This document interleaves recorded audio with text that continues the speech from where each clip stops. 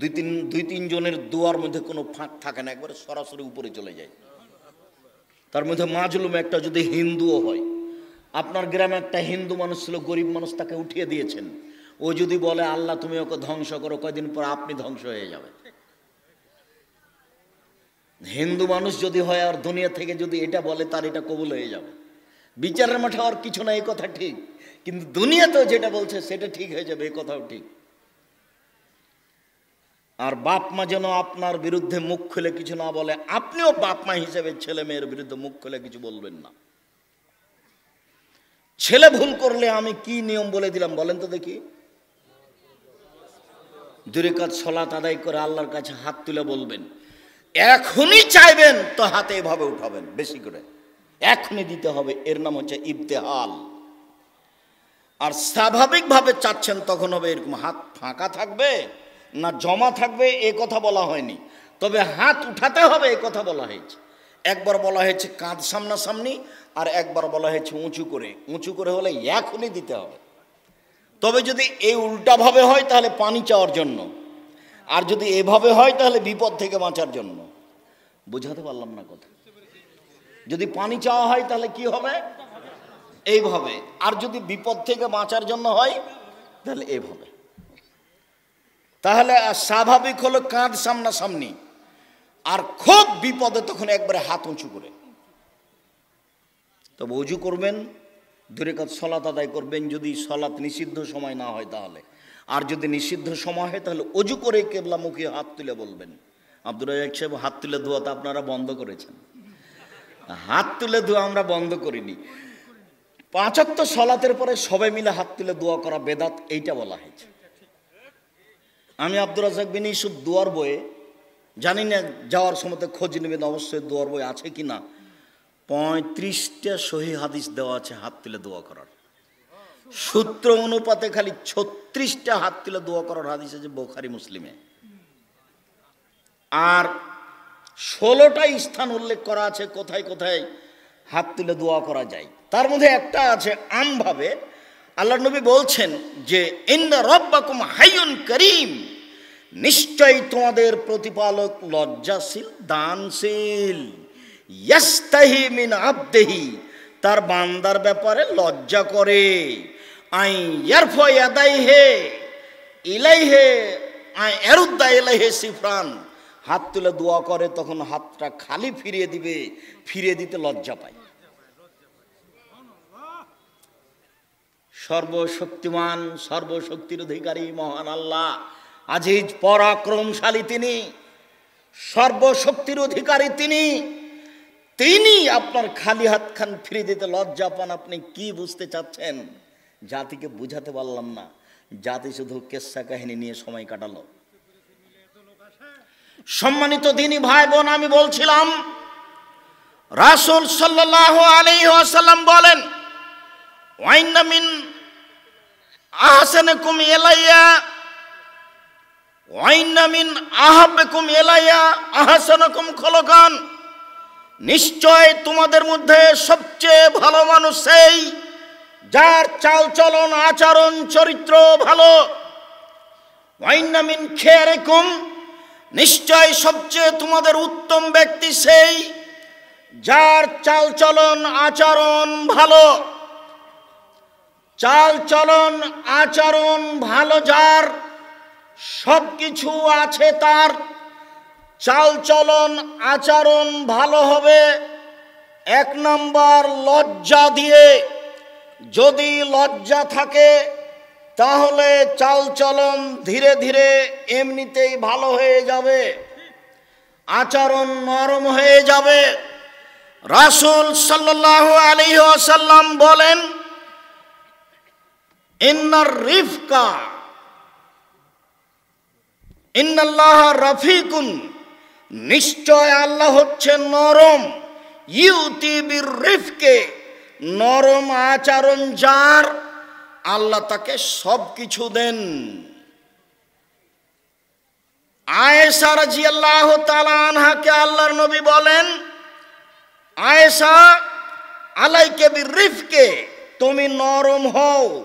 ইয়াকাল উনফল ফোসা, কঠোর কর্কশ হয় না।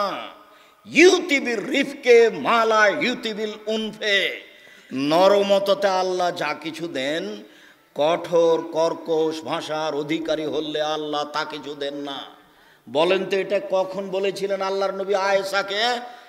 একদল ইহুদি এসেছিল আল্লাহর নবীর কাছে। ইহুদিরা এসে বলল, আসসালামু আলাইকুম মুহাম্মদ, আপনার মরণ হোক। তখন আল্লাহর নবী তাদের ভাষা বুঝে বলেছিলেন, ওয়ালাইকুম, আমার কেন হবে, তোমাদের হোক। তখন আয়েশা রাদিয়াল্লাহু তাআলা আনহা আল্লাহর নবীর কথা শুনতে পাননি। পিছন থেকে আয়েশা রাদিয়াল্লাহু তাআলা আনহা বলেছিলেন, ওয়াল্লানাতু আলাইকুম ওয়া গাযাবু আলাইকুম ওয়া সাওয়া আলাইকুম, ধ্বংস তোমাদের হোক, তোমাদের উপর গজব নাযিল হোক, তোমাদের উপর অভিশাপ নাযিল হোক। একবারে একসাথে আয়েশা রাদিয়াল্লাহু তাআলা কয়েকটা কথা বলেছেন। তখন আল্লাহ রাসূল বলছেন, আয়েশা, ইয়াকলন ফল পৌষা, নরম হও, কঠোর হও না, কর্কশ হও না। আয়েশা, নরম হও, কঠোর হও না, কর্কশ হও না। তখন আয়েশা রাদিয়াল্লাহু আনহা বলছেন, আলাম তাসমা মাকালু, আপনি শোনেননি ওরা কি বলেছে? ওরা আপনার ধ্বংস চেয়েছে। তখন আল্লাহ রাসূল বলছেন, আলাম তাসমাই মাকুল, তো তুমি শোনেনি আমি কি বলেছি? স্বামী স্ত্রী এখন মুখামুখি কথা বলছেন, বোঝা যায় না মনে হয়। আবার বলি, কোনো দিকে খেয়াল করবেন না। কেউ একটু কষ্ট দিলেও সেদিকে খেয়াল করুন, এর কথা ছুটে যাবে। একদল ইহুদি এসে আমাদের নবীকে বলছেন, আসসালামু আলাইকুম, আপনার মরণ হোক। এটা আরবি ভাষা। তখন আমাদের আসসালামু আলাইকুম নয়, ওটা হলো আসসালামু আলাইকুম, এর অর্থ হলো আপনার কি হোক, মরণ হোক। তখন আল্লাহর নবী উত্তর দিয়েছেন, ওয়ালাইকুম, তোমাদের হোক। তো কথার উত্তর হয়ে গেছে না? আমি কি চাঁপাইনবাবগঞ্জ দিয়াড়ের মানুষ, দিনাজপুরের মানুষ, যে তোকে এই তোকে সেই, তোকে দেখছি থাম, তোকে এই, মানে এত কথা নেই। আজ থেকে আর বেশি কথা হবে না। যদি কেউ কিছু বলে, প্রতিবেশী যে হোক, নির্বাচন হোক, যেখানে হোক না কেন, ও যা বলেছে তার চেয়ে আপনারটা কেমন হতে হবে? ভালো হতে হবে। মুখ ব্যবহার করিয়েন না, মুখ ব্যবহার করিয়েন না, মুখ ভয়াবহ জিনিস। রাসূল সাল্লাল্লাহু আলাইহি সাল্লাম বললেন, শোনো, তোমরা কি বলতে পারো, হাল তাদুর না, তোমরা কি বলতে পারো, মাইকুবুন নাসার নারা মানুষকে পিছন দিক থেকে ধাক্কা মারে জাহান্নামে নিক্ষেপ করে কি? সঙ্গী সাথী, বলতে পারো মানুষকে পিছন দিক থেকে ধাক্কা মারে জাহান্নামে নিক্ষেপ করে কি? সঙ্গী সাথী, বলতে পারো মানুষকে পিছন দিক থেকে ধাক্কা মারে জাহান্নামে নিক্ষেপ করে কি? তো সাহাবীগণ বলতে না বলতে উনি বলছেন, জিভাটা ধরে নে বলছেন, জিভা মানুষকে পিছন দিক থেকে ধাক্কা মারে জাহান্নামে নিক্ষেপ করে। মুখ আপনাকে বেকায়দায় ফেলেছে। সব তো লেখা আছে, বিচারের মাঠে আপনাকে এমনিতে জাহান্নামে দেওয়া হবে না। সব কর্ম পড়তে বলা হবে, আরবিতে লেখা আছে, আপনি পড়তে পারবেন, কোনো সমস্যা নেই। আল্লাহ বলবেন, ইকরা কিতাবা কাফা বিনাফসিক, পড়েন আপনি, আপনার কর্ম কি লেখা আছে দেখেন। তখন আপনি পড়বে আর বলবেন, মালে হাজাল কিতাব, কি আশ্চর্য ধরনের খাতা, জীবনে ছোট বড় যা করেছি সবই লেখা আছে, সবই লেখা আছে। এটা একটা। আর একটা হলো এই মিসকাল যারাতিন খাইরাইয়ারা মিসকাল যারাতিন শাররাইয়ারা, ছোট হোক আর বড় হোক সব পাপ দেখতে পাবেন। এই যে টিভির পর্দাতে যেমন রাত দিন দেখছেন ল্যাংটা মেয়ে, সেদিন কর্ম দেখতে পাবেন, সব এভাবে চলে আসছে ধারাবাহিকভাবে। দেখে বুঝতে পারবেন এই দিনের এই পাপ সেই দিনের, এই পাপ সেই দিনের, সব মনে পড়ে যাবে, একবার top top top top top করে মনে পড়ে যাবে। বলেও কোনোদিন ভাবিকে মোটর সাইকেলের পিছনে নিয়ে আসবেন না জালসা শুনতে। ভুলেও কোনোদিন মহিলাদের সাথে চাপাচাপি হয়ে আসছেন না, এটা কিন্তু রেকর্ডিং হয়ে যাচ্ছে। আর এমন উন্নত মানের পদার্থ দুনিয়া, আল্লাহ রাসূল বলছেন, ফাত্তাকু দুনিয়া ওয়াত্তাকুন নিসা, পৃথিবীর মানুষ তোমরা দুনিয়া থেকে বেঁচে থাকো, মহিলা থেকে বেঁচে থাকো। রাসূল সাল্লাল্লাহু আলাইহি সাল্লাম বলেন, পৃথিবীর মানুষ তোমরা দুনিয়া থেকে বেঁচে থাকো, মহিলা থেকে বেঁচে থাকো। মহিলা না হয় বিপজ্জনক বস্তু, বেঁচে থাকবো এ কথাই ঠিক। রাসূল সাল্লাল্লাহু আলাইহি সাল্লাম বলছেন, মা তারাকতু বাদি ফিতনাতা নাযার আল রিজালিন নিসায়ে, আমি মুহাম্মদ সাল্লাল্লাহু আলাইহি সাল্লাম পৃথিবীর মানুষকে বলছি, পৃথিবীর মানুষ শুনে রেখো, আমি পৃথিবীতে যত জিনিস ছেড়ে গেলাম, পুরুষের জন্য সবচেয়ে ভয়ঙ্কর ভয়াবহ বস্তু হলো নারী। নারী দিয়ে যত ক্ষতিগ্রস্ত হবে মানুষ, অন্য কিছু দিয়ে তত ক্ষতিগ্রস্ত হবে না। যত বড় মোবাইল দেখছেন, প্রায় সব মোবাইলে ল্যাংটা মেয়ে নাচে। মানুষ মোবাইলের মাধ্যমে কত দিন রাত গোপন পাপ করছে, যেখানে তাহাজ্জুদ টিকতে পারে না, যেখানে তাসবিহ তাহলিল টিকতে পারে না, যেখানে হজ টিকতে পারে না, যেখানে কোরআন তেলাওয়াত টিকতে পারে না, যেখানে দান খায়রাত টিকতে পারে না। তাহাজ্জুদ পড়তে উঠে মাথায় টুপি আছে, 2 রাকাত পড়ার পরে টিভি চালু করে ল্যাংটা মেয়ে দেখছে। খুব ভয়াবহ জিনিস নারী, খুব ভয়াবহ জিনিস এই মোবাইল। জাদু, মোবাইলের অপর নাম হলো জাদু। আপনি রেখেছেন, যাচ্ছে থাক, এখন আপনার 1 মিনিট পার হবে না, আবার হাতে নেবেন, আবার 2-4 মিনিট পরে আচ্ছা থাক, 1 মিনিট পরে আবার নেবেন হাতে। রাত পার হয়ে যাবে, সকাল হয়ে যাবে, এভাবে আপনার দিন পার হয়ে যাচ্ছে, যেটা আপনি বুঝতে পারছেন। সম্মানিত দিনী ভাই বোন, এই কথাটা এখানে শেষ করি। আপনার সব পাপ আপনি এইভাবে দেখতে পাবেন, এটা তো হলোই। আবার মাটি টপ টপ টপ টপ করে কথা বলবেন। ইয়াউমাইযিন তুহাদ্দিসু আখবারাহা, মাটির ওপরে যা কিছু ঘটেছে সব মাটি বলে দিবে। এই জন্য মাটি হচ্ছে সবচেয়ে অত্যাধুনিক যন্ত্র, যে আপনার কথা ধরে রাখছে, যে কোনোদিন মিস করবে না। আপনার মোবাইল একটা যন্ত্র, তার মুখ নাই তবুও কথা বলতে পারে। মাটি একদিন কথা বলবে, আপনি রক্ষা পাবেন না। আরো ভয়াবহ বস্তু, যে হাতে বলবে যে সব পাপের কথা, আর পায়ে বলবে তুমি ঠিক বলেছ। শুধু আপনার আত্মাটা থাকবে বিরুদ্ধে, পা একদিকে, হাত একদিকে, শরীর একদিকে, মুখের সব কিছুই আপনার বিপক্ষে চলে যাবে। শুধু খালি জিভা আপনার পক্ষে থাকবে, দেখবে অবাক। হাত বিরুদ্ধে কথা বলছে, পা বিরুদ্ধে কথা বলছে, চামড়া বিরুদ্ধে কথা বলছে, মাটি বিরুদ্ধে কথা বলছে, খাতা বিরুদ্ধে কথা বলছে। বাঁচার পথ কি হতে পারে? আল্লাহকে সন্তুষ্ট করার আশাই লা ইলাহা ইল্লাল্লাহ মাঝে মধ্যে পড়বেন। আফজালুল যিকরি লা ইলাহা ইল্লাল্লাহ, সবচেয়ে উত্তম জিকির হচ্ছে লা ইলাহা ইল্লাল্লাহ। জীবনেও কোনোদিন আল্লাহ আল্লাহ আল্লাহ এ নামে জিকির করবেন না। জীবনেও কোনোদিন ইল্লাল্লাহ ইল্লাল্লাহ ইল্লাল্লাহ নামে জিকির করবেন না। জীবনেও কোনোদিন হু হু এ নামে জিকির করবেন না। এরকম জিকির মুহাম্মদ সাল্লাল্লাহু আলাইহি সাল্লাম থেকে প্রমাণিত নাই। জাতির যদি রাস্তাঘাট করে দিতে না পারি, জাতির যদি স্কুল কলেজ করে দিতে না পারি, জাতিকে চূড়ান্ত সঠিক ধর্ম দিতে পারবো ইনশাআল্লাহ। ধর্মের ব্যাপারে জাতিকে ফাঁকি দিয়ে পরকাল হারাতে রাজি নই। মানুষ যদি আল্লাহকে সন্তুষ্ট করার জন্য খালে সন্তরে লা ইলাহা ইল্লাল্লাহ বলে থাকে, এ লা ইলাহা ইল্লাল্লাহর ফলাফল একদিন না একদিন সে ভোগ করবেই, অবশ্যই ভোগ করবে। রাসূল সাল্লাল্লাহু আলাইহি ওয়াসাল্লাম বলেন, লাক্কানু মাওতাকুম লা ইলাহা ইল্লাল্লাহ।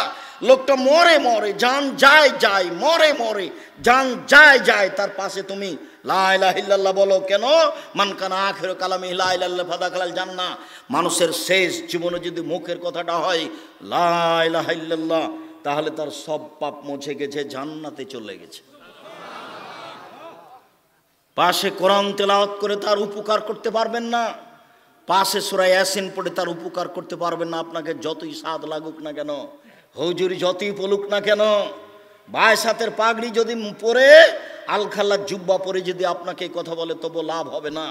শফিকুল ইসলাম জাগরণী বলেছেন, লাভ হবে না, কবর পাকা করে দিয়েছেন। বাপের কবর পাকা করে বাপের কোনো উপকার করা যাবে না, কোনো পথ নেই। যোগাযোগ বিচ্ছিন্ন হয়ে গেছে, বাপ মারা গেছে, কবরে তার কি হচ্ছে এটা আপনার বলার কোনো ক্ষমতা নেই। অর্থ সম্পদ রেখে গেছেন, আপনি লুটে ভোগ করছেন। 2টা পথ আছে। একটা পথ, আপনি তার জন্য ক্ষমা চান, আল্লাহ তুমি আমার বাপকে মাফ করো। একটা পথ, তার নামে দান করুন। ছবিটা সুন্দর করে সাজিয়ে বাড়িতে রাখেন না। কুসন্তান সেই যে সাজিয়ে রেখেছে বাপের ছবি, সেই অশিক্ষিত সন্তান সেই যে বাপের ছবি বা সুন্দর করে সাজিয়ে রেখেছে। মূর্খ সন্তান সেই যে তার বাপের মায়ের ছবিকে সুন্দর করে সাজিয়ে রেখেছে। ভদ্র উচ্চ শিক্ষিত, ভদ্র নম্র উচ্চ শিক্ষিত সেই ছেলে, যেই ছেলে বাপকে কবর দিয়ে সে বাপের একটা হজ করা ছবি ছিল পাসপোর্ট সাইজের, তাকে টুকরো টুকরো করে ছিঁড়ে ফেলে কবরের পাশে গিয়ে বলছে, আল্লাহুম্মা গফির লাবি ওয়ারফা দারজাতাহু ফিল মাহদিন ওয়াফসালাহু ফি কবরিহি ওয়া নাব্বির লাহু ফিহি। আল্লাহ তুমি আমার বাপকে ক্ষমা করো, আল্লাহ তুমি আমার বাপকে উচ্চ মর্যাদাশীলের অধিকারী করো, আল্লাহ তুমি আমার বাপের কবরের শাস্তি মাফ করে দাও, তুমি আমার বাপের কবরকে আলোকিত করো, তুমি আমার বাপের কবরকে প্রশস্ত করো। তারপরে জানাজার দোয়াটা পড়বে। এ হলো সবচেয়ে ভালো ভদ্র নম্র উচ্চ শিক্ষিত ছেলে।